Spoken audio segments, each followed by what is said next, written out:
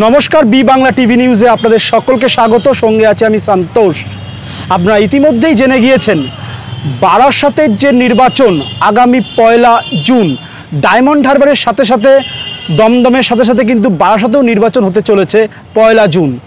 সেই সঙ্গে আমরা পেয়ে গিয়েছি বারাসাতের অত্যন্ত জনপ্রিয় নেতা, বারাসাত সাংগঠনিক জেলার সভাপতি সংখ্যালঘু মোর্চার জাকির হোসেনকে। তার কাছ থেকে জেনে নেব যে তাদের প্রস্তুতি কতটা, তারা কতটা আত্মবিশ্বাসী বারাসাত নিয়ে। দাদা, আপনাকে বি বাংলা টিভি নিউজে স্বাগত।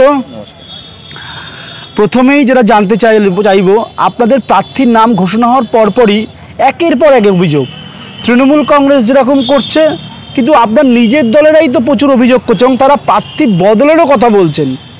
এই ব্যাপারটা আপনারা কীভাবে দেখছেন? প্রার্থীর বদলে যে ব্যাপারটা বলছেন, যারাই করছেন তারা আমাদের তৃণমূলের ক্যাডারই তারা। কারণ আমাদের দল থেকে এমন কোনো ব্যাপার নেই যে প্রার্থীকে নিয়ে কোনো গণশত্রুভাবে কাজ করতে চায় যে প্রার্থী বদল করতে হবে, প্রার্থীকে আমরা চিনি না, এরকম কোনো ব্যাপার নেই। উনি আমাদের বারাসাতের ভূমিপুত্র।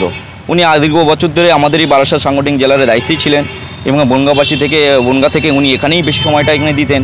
তাহলে যারাই এই কাজটা করছেন যে প্রার্থীর নামে কোনো রকম অভিযোগ করতে চাইছেন, আদেও মনে হচ্ছে না তারা ভারতীয় জনতা পার্টি করেন। যারা ভারতীয় জনতা পার্টি করেন তারা এই কাজটা করেন না।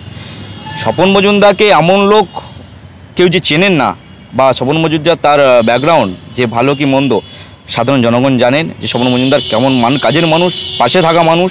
আর যারাই এই কাজগুলো যারা করছে, আমার মনে হচ্ছে তারা তৃণমূলের শেখানো কাজগুলো করছে। কিন্তু মৃণাল কান্তি দেবনাথ, যিনি 2019 সালে নির্বাচনে প্রতিদ্বন্দ্বী করেছিলেন এই বারাসাত কেন্দ্র থেকেই এবং 5 লক্ষের ওপরে ভোট পেয়েছেন, সেই মৃণাল কান্তি দেবনাথ কিন্তু বলছেন এই প্রার্থী বদলের দরকার আছে এবং একাধিক অভিযোগ। কি বলবেন? মিলানদার ব্যাপারটা যেটা বলা যায়, উনি কিসের ভিত্তিতেই কথা বলছেন আমি সেটা আদেও জানি না। আর কেন বলছে, আমাদের স্বপনদা যেভাবে সাধারণ মানুষের হয়ে কাজটা করছেন এবং সকলে বারাসাত থেকে শুরু করে বনগাঁবাসী সঙ্গে হাহাকারভাবে বলছে আমরা স্বপনদাকে চাই, আমরা স্বপনদাকে ভোট দেবো, ভারতীয় জনতা পার্টিকে জেতাবো। কিন্তু মিলনদা কেন বলছে যে চেঞ্জ করতে হবে, সেটা ওনার ব্যাপার। সেটা নিয়ে আমি এই ব্যাপার নিয়ে কোনো মন্তব্য করবো না। উনি কেন করতে চাইছেন? পরবর্তী যে প্রশ্নটা আসবে, আমরা একটা বি বাংলা টিভি নিউজের পক্ষ থেকে একটা সমীক্ষা বারাসাত বিধানসভার মধ্যে করেছিলাম, ঠিক আছে? সেখানে উঠে এসেছে এই বারাসাত লোকসভায় আপনারা কাকে চান সাংসদ হিসাবে। সেখানে কিন্তু যেটা অভিযোগ মূলত দেখা গেছে যে স্বপন মজুমদারকে চেনেই না এবং বলছে কাকুলিদি কাজ করেছেন, তাকে আমরা চিনি, তাকে আপদ বিপদে পাশে পেয়েছি, আর এনাকে তো চিনি না, এনে কী কাজ করবে, এনাকে ভরসা কী করে করি। এই জায়গাটা আপনাদের প্রচারের কৌশল কি হবে তাহলে? স্বপনদাকে চেনে না এমন কোনো ব্যক্তি নেই যে চেনে না। কে বললো স্বপনদাকে চেনে না? স্বপনদা একটা এমএলএ বাবু আছেন, কে বললো ওনাকে চেনে না? সমস্ত লোকে দেখছেন, আর সমস্ত জায়গায় মন্দির থেকে শুরু করে সমস্ত জায়গায় আমরা প্রচারে যাচ্ছি, সমুদ্রের সঙ্গে একটা জয়জয়কার হচ্ছে, সমুদ্রকে সব জড়িয়ে ধরছেন, একটা খুশির মেলা চলছে। কে বললো স্বপনদাকে চেনেন না?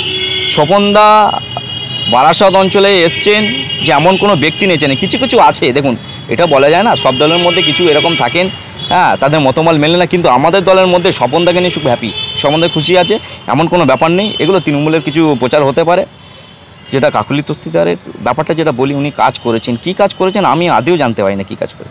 আমি 2006 থেকে রাজনীতিটা করছি, ভারতীয় জনতা পার্টিটা করছি, কিন্তু আদেও জানতে পারছি না কাকুলি তস্তিদার কী কাজটা করেছেন। আর যারাই বলছেন যে স্বপন থেকে চিনি না, কাকুল থেকে চিনি, সেটা তারা বলতে পারবেন, কেন তারা এই দুর্নীতির সঙ্গে যুক্ত আছে, তার কারণে জন্য উনি এই কথাটা বলতে পারছেন। কিন্তু সেই সমীক্ষায় বারবার যেটা বলছে যে উনি নতুন প্রার্থী, উনি কী কাজ করবেন, যেখানে কাকুলিদি হাসপাতাল থেকে শুরু করে মানুষের বাড়ি পর্যন্ত এবং রাতের বেলাও তিনি পরিষেবা বিভিন্নভাবে মানুষকে বিপদে পড়লে পাওয়া যায়। স্বপন দাস বনগা থেকে এখানে এসে কীভাবে সেই পরিষেবাটা দেবেন, কি বলবেন? উনি ক্ষমতায় ছিলেন, ওর জন্য উনি করেছেন। আমাদের সুযোগ দিক, আমাদের স্বপনদাকে উনি এখানকার লোকসভায় জিতিয়ে তারপর দেখুন আমরা কি করতে পারি। ওনার স্বপনদা এত কাজ করে, ওনাকে আমরা ছুঁয়ে বেরিয়ে যাবো কেন? স্বপনদাকে সেই সুযোগটা দিতে হবে তো, আমাদেরকে ক্ষমতায় নিয়ে আসতে হবে তো। ওনারা শাসক ক্ষমতায় ছিলেন, ওনারা এই কাজগুলো করেছেন। কিন্তু হসপিটালের অবস্থাটা দেখেছেন আপনি? কোন হসপিটালের কথা বলছেন আপনি? আমি নিজে তো গেছি, বারাসাত বুকে তো অনেক পেশেন্টকে নিয়ে গেছি, অনেক আমি কার্যকর্তাকে নিয়ে গেছি। কি পরিষেবাটা আছে দাদা? কোথায় হসপিটালে, কোথায় পরিষেবা? স্বাস্থ্য অবস্থার আপনি জানেন পশ্চিমবাংলার কী অবস্থা। তাহলে পশ্চিমবাংলার মধ্যে এরকম পরিস্থিতি খালি কাকুলি তস্তিতে নিয়ে কথা তুললে হবে না। আজকে স্বপনদাকে আমরা যদি ভোট দিয়ে এখানে আমরা ক্ষমতায় নিয়ে আসতে পারি, দলকে ক্ষমতায়, তারপর আমরা কাজ করে দেখিয়ে দেবো। কোথায় হসপিটাল, কোথায় কলেজ, কোথায় ইউনিভার্সিটি, কোথায় চাকরি, সবগুলো আমরা করব। তখন ওই মুখে আর আসবে না সাধারণ জনগণের মুখে যে কাকুলিদি অনেক কাজ করেছেন। কাকুলিদির থেকে বেশি কাজ করব আমরা। তা আপনাদের তো সংগঠন সেভাবে নেই, তৃণমূল কংগ্রেস বারবার বলছে। আপনাদের তাহলে যে স্বপন মজুমদারকে আপনারা জেতাবেন, আপনাদের রণকৌশলটা কি? আপনাদের সেভাবে প্রচারের ঝড়ও উঠছে না, কি বলবেন এই জায়গাটা? আপনাদের আগামী দিনের রণকৌশলটা কি? আমাদের রণকৌশল সাধারণ জনগণ ভোট দেবেন, মনের মধ্যে আছে কাকে ভোট দিতে পারবেন। খালি রণকৌশল দেখালেই এটা হয় না। সাধারণ জনগণ ভেবে নিয়েছে যেই প্রার্থী হয়েছে স্বপন মজুমদার প্রার্থী হয়েছেন, খুব খুশি আমরা, আমরা ঠিক জায়গায় ভোটটা দিয়ে দেবো। আর আমাদের প্রচার তো সবে সুস্টার্ট হলো, আমাদের তখন দেরি আছে নির্বাচনের, আমাদের নির্বাচনে এটা ততক্ষণ আমাদের অনেক কিছু হওয়ার আছে, হয়ে যাবে, কোনো অসুবিধা নেই। এইদিকে আমরা প্রস্তুতি রেডি আছে, সমস্ত জায়গায় আমাদের ভিতরে মিটিং টিংগুলো সব চলছে, কাজ হচ্ছে, এমনি অসুবিধা নেই যে আমাদের প্রচার হচ্ছে না। স্বপনদা জিতছেন বারাসাত থেকে, এটা 200% শিওর। দিলীপ ঘোষ যিনি গত কিছু বছর আগে রাজ্য সভাপতি ছিলেন, এখন প্রাক্তন, সেই দিলীপ ঘোষ বারবার মহিলাদের উপর আক্রমণ, বিশেষ করে মুখ্যমন্ত্রীকে। আপনাদের বিরুদ্ধে যে বলে যে মহিলা বিদ্বেষী বা নারী বিদ্বেষী বা নারী বিরোধী, তা এটা নিয়ে আপনি কি বলবেন? এবং নির্বাচন কমিশনও কিন্তু দিলীপ ঘোষকে ভর্ৎসনা করেছেন, কি বলবেন? দিলীপদা কি বলেছেন সেটা দিলীপদা জানেন, কিন্তু একটা কথা বলবো, উনি এক নারী। কোথায় নারী আমি তো দেখতে পাচ্ছি না, আপনি বলুন। আর যদি নারী হতো তাহলে সন্দেশখালীতে নারীদের পাশে কেন ছিলেন না? সন্দেশখালীর মা বোনদের কেন এই শাহজাহানের মতন একটা গুন্ডা বাহিনীকে দিয়ে তাদেরকে নিহত করা হতো? রাত্রে 12টার পরে পিঠে বানাবার জন্য কেন ডাকা হতো? এক নারী হয়ে নারীকে এরকম নির্যাতিত করতে হয়েছে, এক নারীকে এইভাবে রাস্তায় ফেলে এইভাবে তাদের সঙ্গে লাঞ্ছিত বঞ্চিত করতে হয়েছে, তাদেরকে এইভাবে ধর্ষিত করা তো এই নারী। তাহলে নারীর নামে ইনি কলঙ্ক। দিলীপদা বলেছে, আমার মতে বলে দিলীপদা নারী কাকে বলেছে, যে নারী নারীকে সম্মান করতে পারে না তার জন্য বলেছে। একমাত্র মমতা ব্যানার্জিকে বলেছে, সঠিক কথাই বলেছে। তাহলে রাজ্য সরকারের তরফ থেকে বলছে আমাদের যা যা করণীয় আমরা একের পর এক সব যাদের বিরুদ্ধে অভিযোগ ছিল তাদেরকে গ্রেফতার করেছি, শাহজাহান শিবুদ্দকে সবাইকে তো গ্রেফতার করেছি। তাহলে তো আমরা তো সমস্ত অ্যাকশান নিচ্ছি, কিন্তু বিজেপির শাসিত রাজ্যে তো অ্যাকশানই হয় না। নেতা মন্ত্রীর ছেলে কৃষকদের মেরে দিয়ে চলে যায়, কোনো অ্যাকশান হয় না, কি বলবেন? দেখুন, অন্যায় করলে অন্যায়দের সাজা অবশ্যই হয়, এটা বিজেপি বলে না, সব দলে বলতে আমাদের দলটার কথা বলি। আমাদের দলে কেউ যদি অন্যায় করে অবশ্যই তার সাজা হয়, সেটা তৃণমূল ক্ষেত্রে হয় না। আজকে তৃণমূল ক্ষেত্রে হলে শাহজাহান শেখের মতন ওখানে সন্দেশখালী আরও অনেক শাহজাহান শাহ জন্ম হয়ে আছে, তাহলে তাদেরকে এখনও পর্যন্ত অ্যারেস্ট করছেন না কেন? অনেক আছে, কে বললো? গলিতে গলিতে শাহজাহান শেখ করে রেখে দিয়েছে মমতা ব্যানার্জি, নিজের ধান্দার জন্য, তোলাবাজি করার জন্য, বাংলাটাকে অসিদ্ধ করার জন্য, তোলাবাজি করে রাখার জন্য। তো আমি বলতে চাই যেটা, এই বাংলায় যেভাবে মমতা ব্যানার্জি যেভাবে শাহজাহান শেখভাবে সমস্ত গলি গলিতে করে রেখে দিয়েছেন, সেইগুলো আগে ধরুক। বিজেপির জায়গা ঠিক আছে, বিজেপি যেখানে অন্যায় হচ্ছে সেখানে প্রতিবাদ করছেন, আমরাও গিয়ে প্রতিবাদ করছি। আমাদের রাজ্যের সভাপতি সুকান্ত মজুমদার প্রতিবাদ করছেন, আমাদের বিরোধী দলনেতা শুভেন্দু অধিকারী মহাশয় উনিও প্রতিবাদ করছেন। বিজেপি অন্যায় করলে তার বিরোধিতা করবেন এবং তার সাজাও হবে যে অন্যায় করবেন। এই যে একদিন আগে একটা ঝড় হয়ে গেল জলপাইগুড়িতে, সেই ঝড়ে মুখ্যমন্ত্রী 420 কিলোমিটার থেকে দূরে কলকাতা থেকে জলপাইগুড়ি পৌঁছে গেলেন, অথচ সুকান্ত মজুমদার আপনাদের রাজ্য প্রেসিডেন্ট তিনি 200 কিলোমিটার দূরে থেকে পৌঁছাতে পারলেন না। এখানেই তৃণমূল কংগ্রেস প্রশ্ন তুলেছে যে কারা মানুষের পাশে 24 ঘন্টা থাকে, কি বলবেন? তো সন্দেশখালী দেখে বোঝা যায় দাদা কারা মানুষের পাশে আছে। সন্দেশখালীর মা বোনেরা কেন হাহাকার হয়ে পড়েছিল, পাশে কেউ যায়নি। একমাত্র আমাদের রাজ্যের সভাপতি সুকান্ত মজুমদার গেছেন, আমাদের বিরোধী দলনেতা শুভেন্দু অধিকারী মহাশয় গেছেন। ওখানে কোথায় মমতা ব্যানার্জি কোথায় গেলেন? পরের ক্ষণ তারপরে দেখা যাচ্ছে এক পর এক তৃণমূলের নেতারা ওখানে মানুষকে উস্কাই দিয়ে সেই কাজগুলো করতে যাচ্ছে। সেই সময় তাণ্ডবের সময় কোথায় ছিল? কোথায় মমতা ব্যানার্জি ছিল? তার কিন্তু আগে আসার দরকার ছিল, একটা নারী হয়ে নারীর পাশে থাকার জন্য। সেই সময় ছিলেন না। এখনই বড় বড় কথা বললে চলে না দাদা। এখন বুঝে গেছে বাংলার সাধারণ মানুষরা এই বিদায় পালা চলছে, মমতা ব্যানার্জি বিদায় হবে।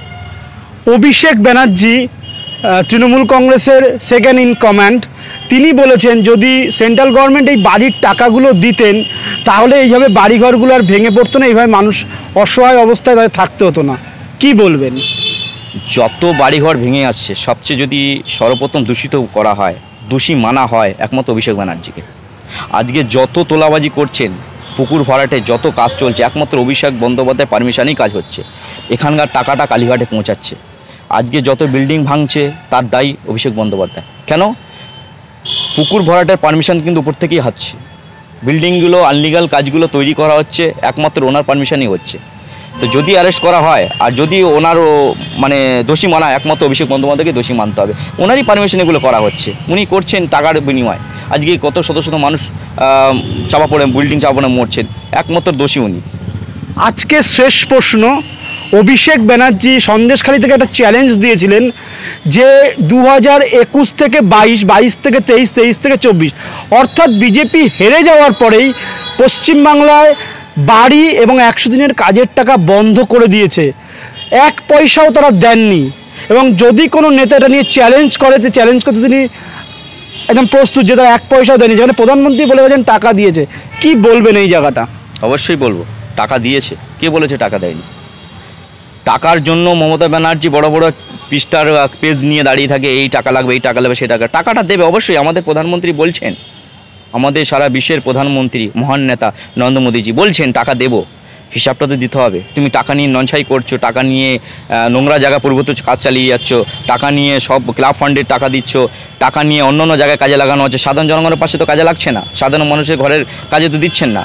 টাকাগুলো যাচ্ছে কোথায়? সব টাকাগুলো যেখানেই দেওয়া হচ্ছে সেখান থেকে টাকাগুলো ওখান থেকে হাওয়া হয়ে যাচ্ছে, টাকার হিসাব দিচ্ছে না, সব নেতা মন্ত্রীদের পকেটে টাকাগুলো যাচ্ছেন, ওর জন্য টাকা দেবেন না।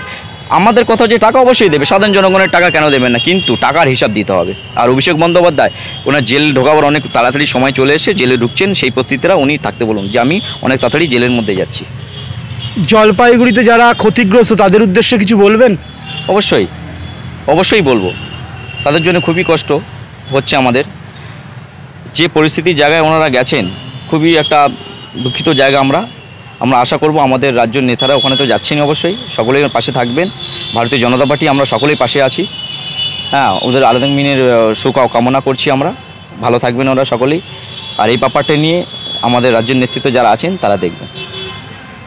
জাকিরবাবু, আপনাকে অসংখ্য ধন্যবাদ জানাচ্ছি বি বাংলার পক্ষ থেকে। আপনি নির্বাচনের এই যে প্রাককালে আপনি যেভাবে সময় বের করে, আপনার রোজা চলছে তার মধ্যে থেকে আপনি যেভাবে বি বাংলাকে সময় দিলেন, এর জন্য আপনাকে অসংখ্য ধন্যবাদ। আপনি খুব ভালো থাকবেন, এই শুভকামনা রাখছি। নমস্কার, আপনিও ভালো থাকবেন।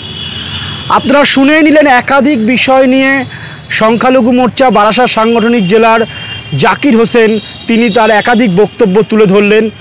এরকম নিউজের জন্য অবশ্যই নজর রাখুন শুধুমাত্র বি বাংলা টিভি নিউজের পর্দায়। চ্যানেলটি ভালো লাগলে সাবস্ক্রাইব করতে ভুলবেন না। এছাড়াও আরও কি দেখতে চান অবশ্যই কমেন্ট করে জানাবেন। ক্যামেরায় শুভাশিস সরকারের সাথে সন্তোষ সাধুকার রিপোর্ট, উত্তর 24 পরগনা, বারাসাত।